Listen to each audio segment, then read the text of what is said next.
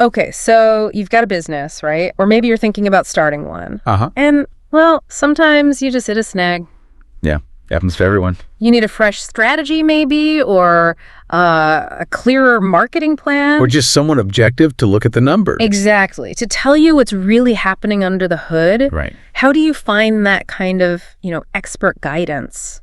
Well, very often, that's when you look for a business consultant. It's a role that it really steps right into the heart of a business. Yeah. The goal being to unlock growth, tackle challenges, across different areas. Exactly. And today, that's what we're doing, a deep dive specifically into that role. Okay. Understanding what a business consultant actually does. Right. What kind of background, what skills someone might need if they're going down this path. What the day-to-day is really like, the work environment. Yeah, and the typical steps you could take to potentially become one yourself.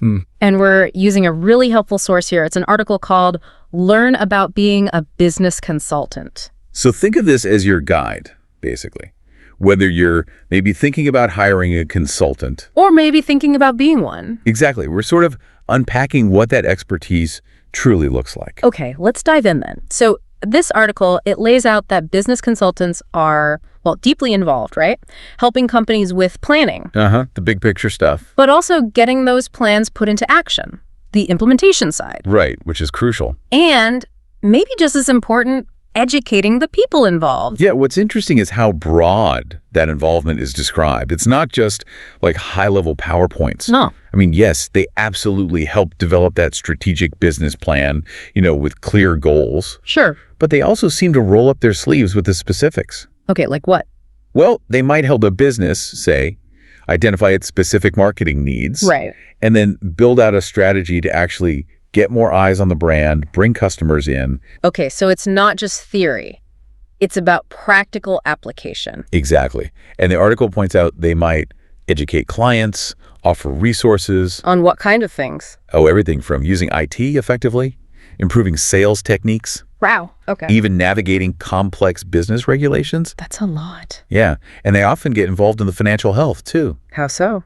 Could mean helping find funding sources, assisting with loan applications, or, digging into accounting and budgeting to recommend improvements. No, and the human side isn't ignored either. No, not at all.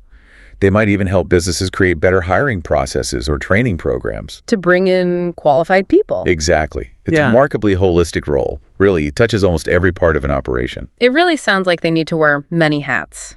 And have a pretty strong foundation across, different business functions. Definitely. The article emphasizes that consultants typically have a solid background in business management, often with experience in varied departments: finance, sales, operations, marketing. Gotcha. So this leads us to think about, okay, what's the typical path? Well, the article suggests a bachelor's degree is usually the starting point. Okay. Minimum. Minimum, yeah. But for many industries or certain types of consulting, a master's degree is often preferred. Like an MBA. An MBA is a really common recommendation, yeah. Your studies might focus on business, economics, management, finance. Sure. Although there are specific business consulting programs out there too. So formal education is a key piece.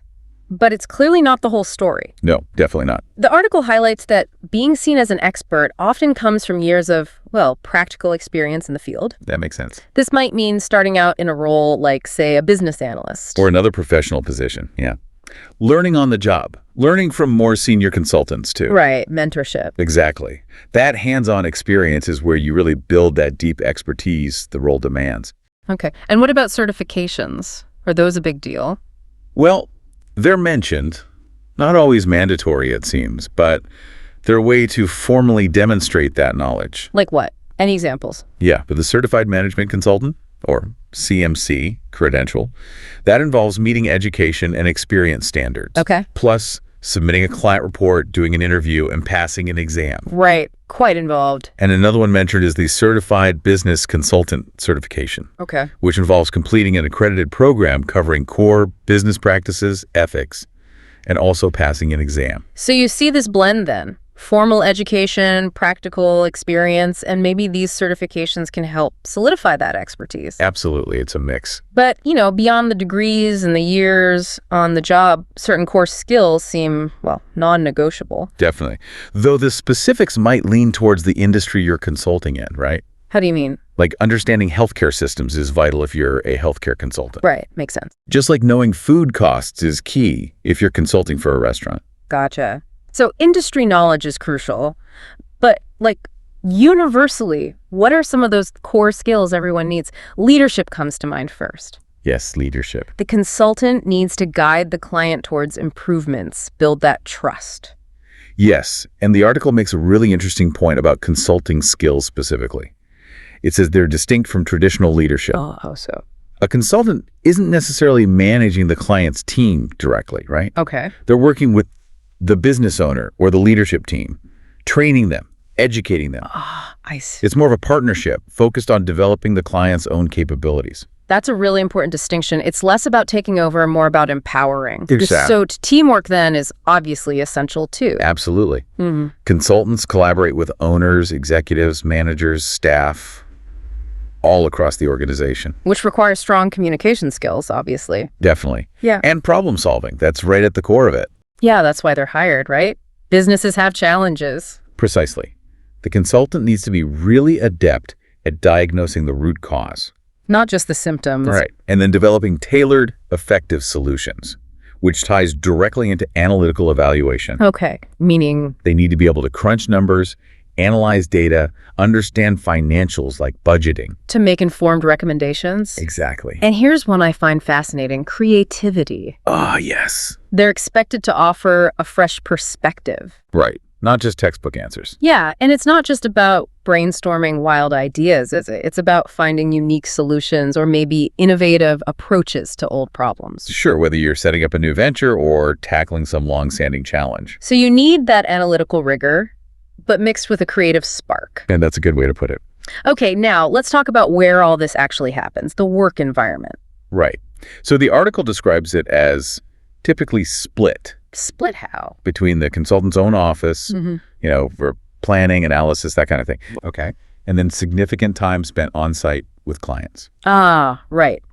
And here's where it gets really different from a typical office job for a lot of people: travel. Oh, yeah. Usually a significant component. If your client is across the state or either in a different country. Frequent overnight travel is often part of the package. It just comes with the territory for many consultants. Right. So not always glamorous, maybe. Probably depends on the person. But yeah, it's a factor. And the daily work itself can be incredibly varied. How so? One day you might be deep in spreadsheets, analyzing budgets, financial statements. Okay, the analytical stuff. The next, you could be on the ground, maybe helping retrain staff at a client's retail store or a restaurant location. Wow. Very hands-on. Very. And the article also notes that client needs often involve tight budgets and strict deadlines. Yeah, I can imagine. So consultants are usually working on a demanding schedule. It's rarely just a predictable 9 to 5. Definitely sounds dynamic. Okay, so with all that in mind, the broad responsibilities, the mix of education, experience, skills, plus this demanding environment, what are the steps someone might actually take to become a business consultant, according to this article? Well, it starts by sort of reiterating that consultants are seen as recognized experts. Right? We talked about that. Often, they've already spent time on a successful team, or maybe even managed a business themselves. Built up credibility. And they've built valuable professional connections, resources along the way. Okay, so step one, concretely. First concrete step mentioned is getting that foundational college education. Minimum bachelor's. But often aiming for that master's or MBA, depending on where you want to specialize. Then gaining practical experience, potentially through an internship, which is highly recommended. Right. That's where you start developing those real-world consulting skills. And building credibility, yeah. Okay. Step 3. Step 3 is listed as potentially pursuing certification. Right. The CMC or CBC, those kinds we mentioned. Exactly. As we discussed, not always required, but it can be a helpful way to show your expertise. You'd want to pick one relevant to your chosen industry, obviously. Sure. And importantly, alongside gaining experience, the article emphasizes actively developing those crucial soft skills and consulting skills. During your internships or early career roles. Yeah. problem solving, teamwork, and that ability to educate and partner with clients we talked about. That empowerment piece again. Exactly. So it's only after building this whole foundation, education, experience, maybe certification, and really honing those key skills that the article suggests you'd be ready to actively apply for business consultant positions. Right. It even includes an example job description. Oh, yeah. What does it look for? Well, it looks for proven experience, mentions specific certifications, highlights the need for experience in areas like budgeting, marketing, business planning. So it really reinforces that blend we've been discussing. It really does. It highlights that you need both that broad business acumen and the specific aptitude for advising and empowering others. Okay. So if you've been curious about the world of business consulting, which many people are, we've taken a deep dive today into what they actually do, from strategic planning and implementation to education and that hands-on problem solving across all sorts of business functions. We've explored the typical path, that blend of formal education, practical experience, specific skills like leadership, problem solving, and that unique consulting partnership ability. Right. And we touched on the reality of the work environment, often lots of travel, highly varied tasks. So whether you're exploring this as a potential career for yourself, or maybe you're thinking about bringing a consultant into your business, understanding this multifaceted role is really key. They are brought in to leverage their expertise, absolutely, and guide towards solutions. Which leaves us with this final thought to consider, sort of building on everything we've discussed from the source. Given that business consultants are hired because they have deep expertise, right? They're expected to provide solutions. The expert in the room. But the role also heavily involves strong teamwork and those specific consulting skills to educate and empower clients, basically to help themselves eventually. Right.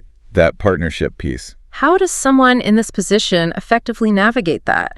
How do you balance being the expert who gives the answers versus being the collaborative partner who helps others develop their own skills and knowledge? That's a really interesting tightrope to walk. Isn't it? It seems inherent in the role itself, something to think about.